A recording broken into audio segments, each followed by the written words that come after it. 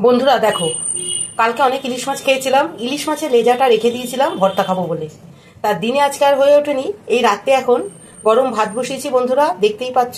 আর এই লেজা ভর্তা করব। মাছটা ভাজা আছে, ফ্রিজ থেকে বার করেছি, একটু অনেকক্ষণ আগে বার করে রেখেছিলাম। এখন চলো এই লেজা ভর্তাটা করব। ভাজা আছে কিন্তু আমি আর একটু ভাজবো।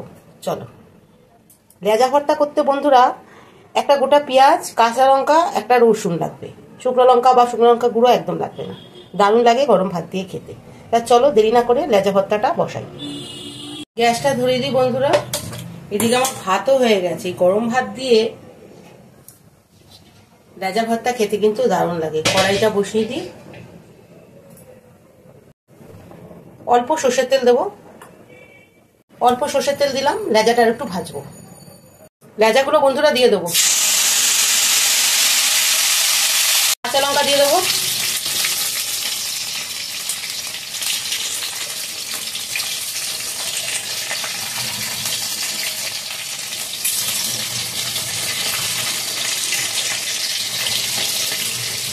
বন্ধুরা এখানে কুচানো পেঁয়াজ আর রসুন আছে, দিয়ে দেবো।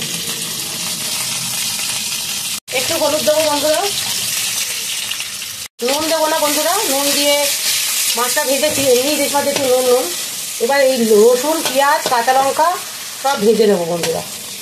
গ্যাসটা কমানো আছে, একটু বাড়িয়ে দিলাম। সব ভেজে নেবো বন্ধুরা।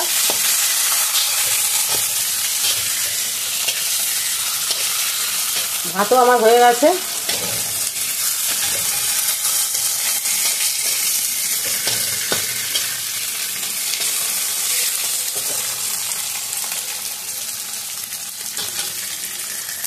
পেঁয়াজ, রসুন, কাঁচা লঙ্কা সব ভাজা হয়ে গেছে বন্ধুরা।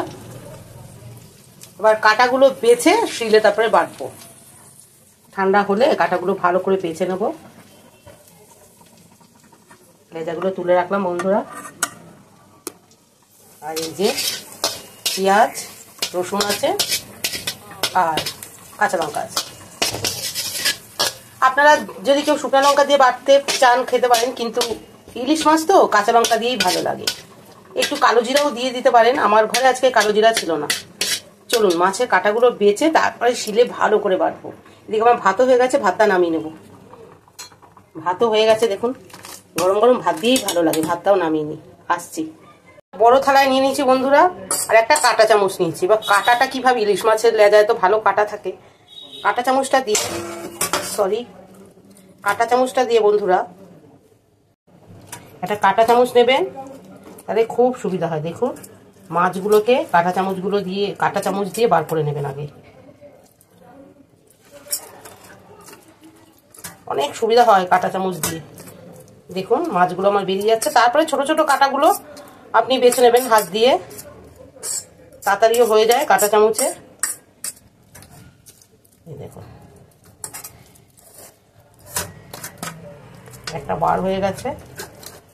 ইলিশ মাছে কিন্তু লেজাতে কিন্তু খুব কাঁটা থাকে। কাঁটাগুলো আপনাদের ভালো করে বাছতে হবে। আমি এই বড় কাঁটার থেকে মাছগুলো ছাড়িয়ে নিলাম এরকম একটা কাঁটা চামচের সাহায্যে পরিষ্কারভাবে।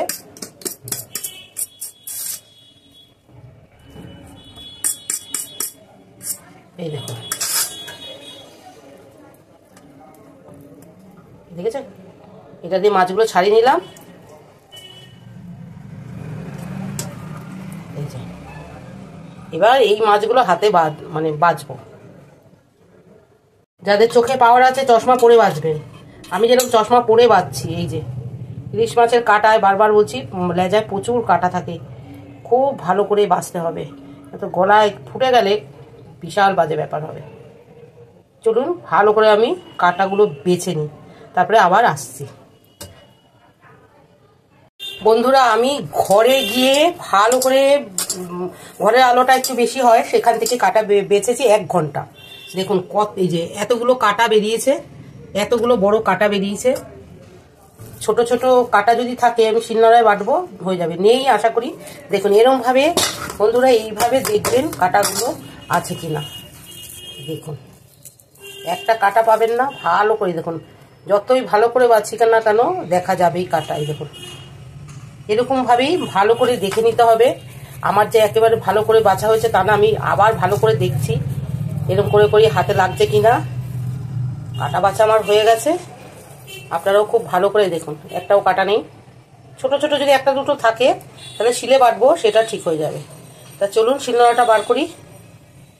শিলে নিয়ে নিলাম, আগে মাছটা বেটে নেবো। ছোটোখাটো কাটা থাকলে, কাটা নেই কিন্তু ছোটোখাটো কাটা থাকলে বন্ধুরা বাটা হয়ে যাবে।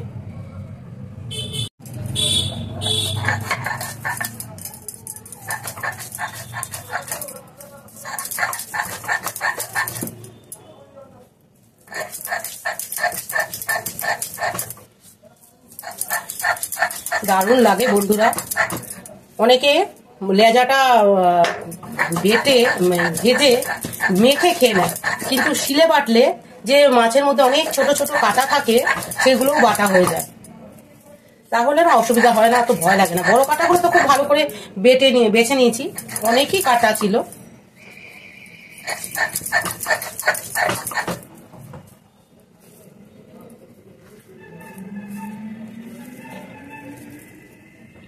এবার রসুন, পেঁয়াজ ভাজা, কাঁচা লঙ্কা এগুলো বেটে নেব। একদম কষ্ট হয় না বাটতে, সবই বাটা ছিল। যারা যদি একটু বেশি ঝাল খান তাহলে একটু কাঁচা লঙ্কা বেশি দেবেন, ঝাল ঝালই ভালো লাগে। আমি তো 5-6টা কাঁচা লঙ্কা দিয়েছি বন্ধুরা। হয়ে গেছে বাটা। ইলিশ মাছের লেজাটা আগে বেটে নিলাম, তারপরে পেঁয়াজ কাঁচা লঙ্কা দেখুন এইভাবে বেটে নিলাম। এবারে একসাথে এটাকে মাখবো।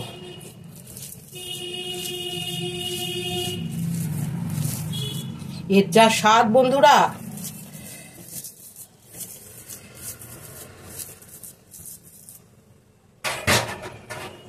নুন দিয়ে নেবো, তারপরে বন্ধুরা ভালো করে মাখবো।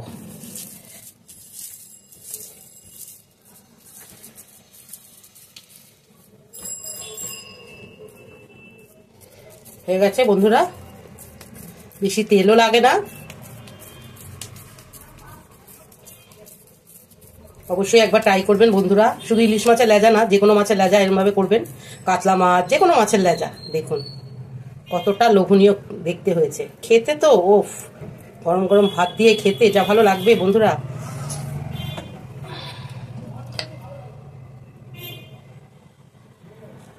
চলুন এবার ভাত নিয়ে গরম গরম ভাত খাবো। চলো বন্ধুরা, গরম গরম ভাত খেয়ে নি।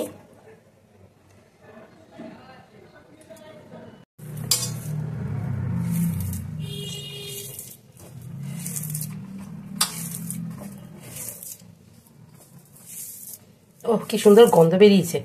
তেল ছাড়া, নামমাত্র তেল, মশলাও লাগে না, খেতে বন্ধুরা অসাধারণ লাগে। পুরো একদম ইলিশ মাছে একদম দারুণ একটা স্বাদ, দারুণ একটা স্বাদ।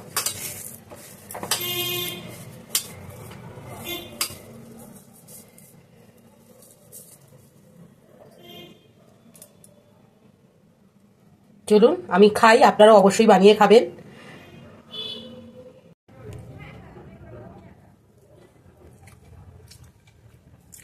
কি বলবো বন্ধুরা, ওহ, কিছু বলার আমার নেই, এত টেস্ট হয়েছে বন্ধুরা।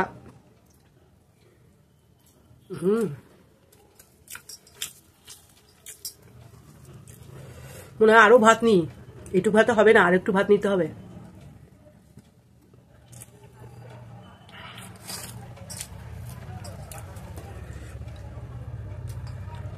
অবশ্যই বানিয়ে খাবেন বন্ধুরা। আজকে এখানেই রাখছি।